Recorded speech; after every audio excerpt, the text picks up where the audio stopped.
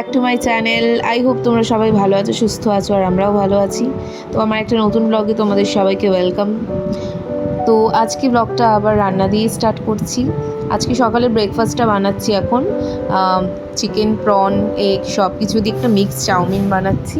তো চাউমিনগুলো আগে থেকেই সেদ্ধ করে রেখে দিয়েছি, আর একটু বড় কড়াই নিয়ে নিয়েছি যাতে সব চাউমিনটা একবারেই করে নেওয়া যায়। তো প্রথমে চিকেন আর প্রনটা একসাথেই কেটে রেখেছি, ওর মধ্যে একটু মানে রসুন কুচি দিয়ে দিয়েছি, তার মধ্যে একটু সস দিয়ে দিলাম, সয়া সস আর একটু অয়েস্টার সস, আর দিলাম চিলি সস। এর মধ্যে একটু গোলমরিচও দেওয়া যায়, কিন্তু আমি আর দিইনি কিছু। এইটুকু মানে এই কটা ইনগ্রিডিয়েন্টস দিলেই হয়ে যাবে। তো এবার চিকেন আর চিংড়ি মাছটা একটুখানি ভেজে নিচ্ছি তেলের মধ্যে হালকা করে, মানে একদম পুরোটা কুকিং করার দরকার নেই, হালকা একটু ভেজে নিই। তার মধ্যে সমস্ত সবজিগুলো দিয়ে দেবো। সবজিগুলো সব আগের দিন রাত্রিবেলায় কেটে রেখেছি, কারণ খুব একটা সকালে উঠতে পারি না আমি, তাই জন্য আগের দিন কেটে রাখলেই তার থেকে ভালো, তাড়াতাড়ি রান্নাটা হয়ে যাবে। তো একদিকে দেখো গ্যাসের পাশে একটা বিস্কিট রাখা রয়েছে, একদিকে চা খাচ্ছি আর একদিকে রান্না করছি। সবজিটা অনেকটা ভাজা হয়ে এসেছে, এবার এর মধ্যে পেঁয়াজটা দিয়ে দেবো, পেঁয়াজ আর কাঁচা লঙ্কা। প্রথমে কিন্তু পেঁয়াজটা দেবে না, এরকম চাউমিন যদি চাইনিজ ওয়েতে করতে যাও তো পেঁয়াজটা একটু পরে দেবে। পেঁয়াজটা মনে হচ্ছিল একটু বেশি হয়ে যাবে, তাই জন্য কিছুটা তুলে রাখলাম। এবার পেঁয়াজটা দিয়ে আবার কিছুক্ষণ নাড়াচাড়া করে নিতে হবে, একটু ঢাকা দিয়ে রান্না করে নেবো, আর একটু সবজিটা রান্না হবে। আর দিয়ে দিলাম ব্ল্যাক পেপার যতটা লাগবে।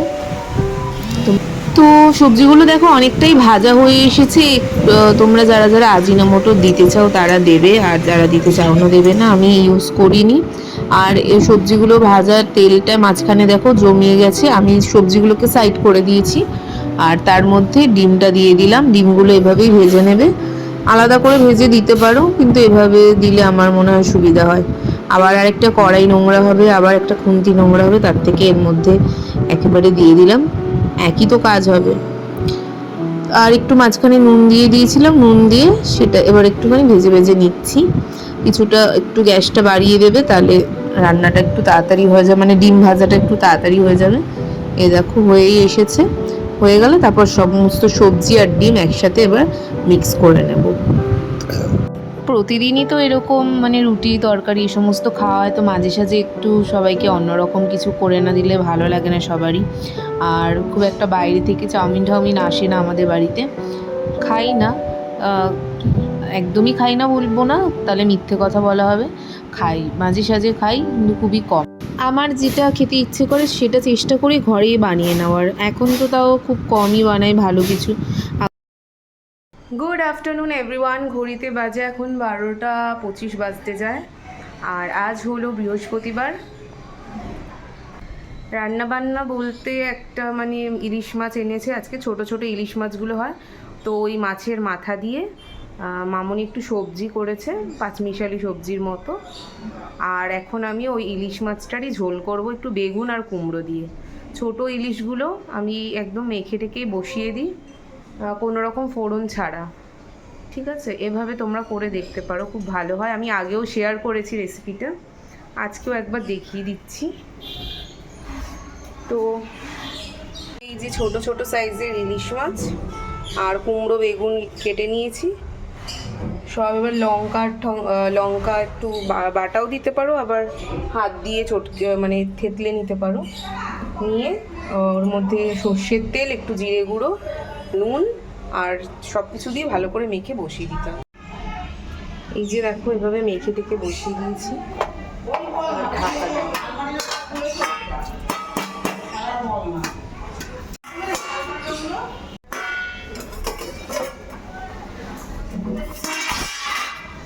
ঝোলটা ঠিক এরকম ফুটে এসছে, এখনও সবজিগুলো সেদ্ধ হওয়া বাকি, সব কিছু একসাথেই সুন্দর সেদ্ধ হয়ে যাবে। আস্তে আস্তেই এটা হতে থাক, না হলে ঝোলটা পুরো টেনে নেবে। আর ইলিশ মাছের ঝোলটাই তো মেন। ওদিকে ভাত বসিয়ে দিয়েছি, ভাতের জলটা ফুটছে, করলা সেদ্ধ দিয়েছি, করলাটা একটুখানি 2 মিনিট সেদ্ধ হয়ে যায়, তারপর চাল দেবো, কারণ এই ভাতটা তাড়াতাড়ি হয়ে যায়। গুড ইভিনিং এভরিওয়ান, ঘড়িতে বাজে এখন 5টা 15 বাজে। একটা পরিয়ে এলাম, আরেকটা পরানো আছে জাস্ট। তারপরে আমি যাব, চশমাটা ভেঙে গেছিলো বললাম, এতদিন বাদে সারাতে দিয়েছি। তো ওটা ভেবেছিলাম প্রথমে রিপেয়ার করা যাবে না, তাই জন্য আবার একটা নতুন অর্ডার দিয়ে দিয়েছিলাম। কিন্তু উনি বললেন সকালবেলা ফোন করে যে রিপেয়ার করা যাবে। তো যাই হোক, দুটো চশমাই হয়ে গেল। এখন আজকে পরিয়ে আসার পর যাব চশমাগুলো নিতে। আমাদের কাছাকাছি লোকাল একটা দোকানে দিয়েছি, নতুন খুলেছে দোকানটা, এখনও ওপেনিং হয়নি। স্যাটারডে হবে ওপেনিং, গণেশ পুজোর দিন। আর আজ হয়তো গণেশ ঠাকুর কিনতে যাওয়ার কথা আছে, জানি না কখন যাওয়া হবে, আর আমি যেতে পারবো কিনা সেটাও জানি না। যদি যাই তো ভালো, কারণ আজকে বৃহস্পতিবার, আজকে দিনটা খুব ভালো, আজকে ঠাকুরটা কিনে রাখা হবে। শনিবার দিন তো গণেশ পুজো, মাঝখানে আর একটা দিন। গলাটা খুব ব্যথা হয়েছে, মাঝে মাঝে কাশিও হচ্ছে। তো এই ওয়েদার চেঞ্জে সবারই দেখছি এরকম হচ্ছে। একটু 2-4 মিনিট রেস্ট নিই, তারপর আরেকজন পড়তে আসবে, আমাকে যেতে হবে না, এসে পড়বে। ততক্ষণ একটু রেস্ট নিয়ে নিই।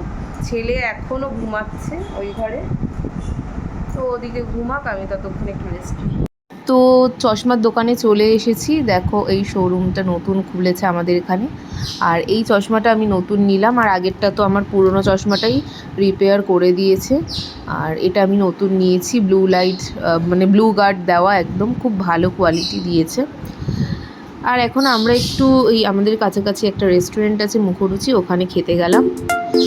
তো টুকটাক কিছু খাবার খেয়ে নিলাম।